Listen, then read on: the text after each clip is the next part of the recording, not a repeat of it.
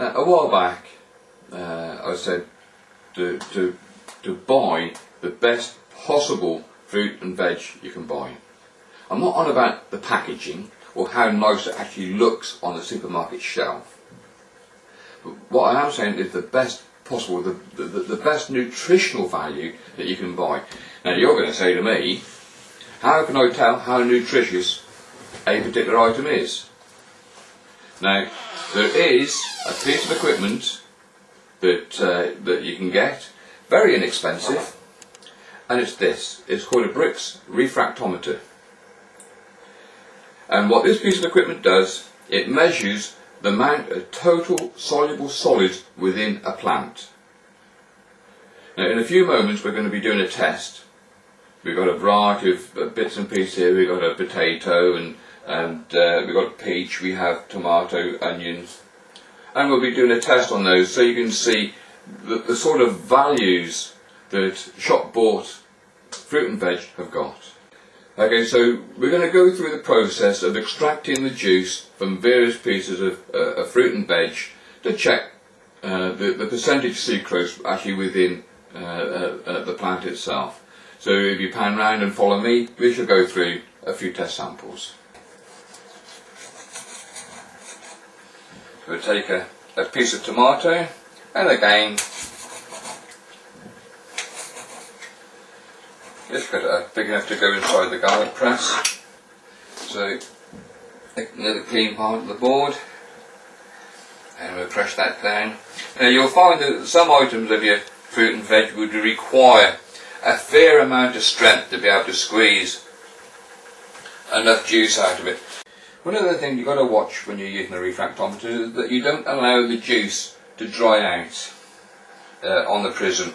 If it dries out, it actually impairs the reading that you get. Now, as a tomato, we should be expecting to get some around 6 or 8. Oh dear.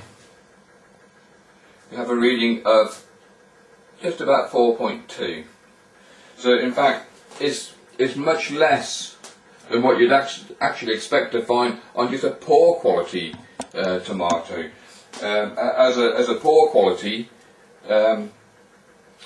you'd expect to find 4 and 6 on an average.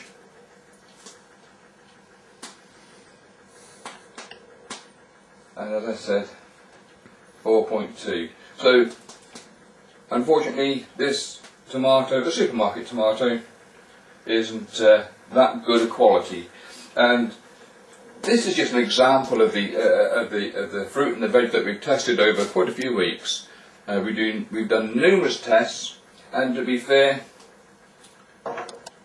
we've become quite alarmed at the amount or the percentage sucrose or the total soluble solids that are actually within the fruit and veg that we've tested. So what can be done? Well, you would think, I would say, buy organic.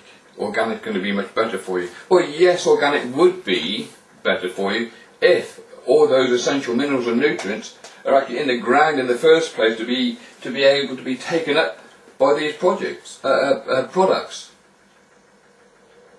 if the minerals and the nutrients aren't in the ground in the first place, you can't expect the fruit and the veg to actually take them up. Now, we go on to a different matter again. We're all talking about the soil regeneration, the remineralisation of the soils. Now, the sort of things that you can do if you are an allotment holder or a gardener, you can rejuvenate your soils by redressing your allotment or your garden by a good dressing of crushed rock, something of the dolomite type of structure, something that is high in calcium, something that is high in magnesium. More often than not, what is actually missing from the fruit and veg is calcium and magnesium.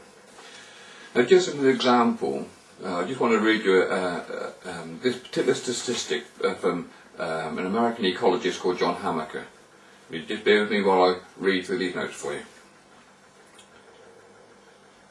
An American ecologist, John Hamaker, in the summer of 1977 planted a small maize crop on a few acres of land in Michigan. He described the land as worn out, but before planting he remineralised the soil by mixing glacial gravel screenings, glacial dust, from a nearby quarry. The yield of Hamaker's crop worked out at 65 bushels an acre.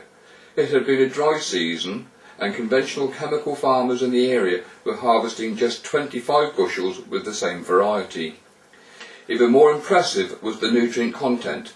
Compared with a chemically grown crop, his maize contained 57% more phosphorus, 90% more potassium, and 47% more calcium, and 60% more magnesium. He also found other examples of extraordinary growth. An old organic garden was treated with mineral-rich glacial gravels. Afterwards, a squash plant grew so big it climbed all over a nearby tree. That is just one report of many reports that I've got where the ground has been remineralised to have massive results. Broccoli heads, which are 2 and 3 times bigger than what you'd actually see on the supermarket shelf.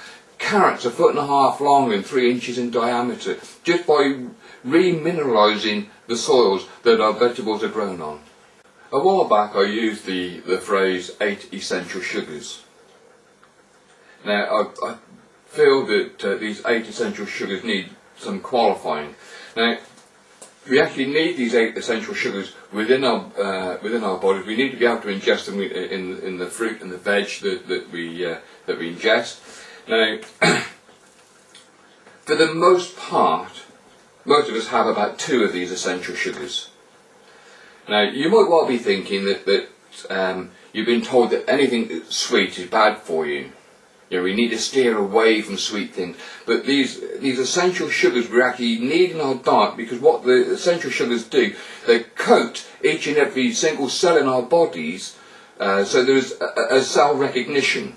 You know, so each cell would actually then talk to each other, and when nasty, shall we say, come along, they can repel the viruses and the disease and things, you know, that we regularly get.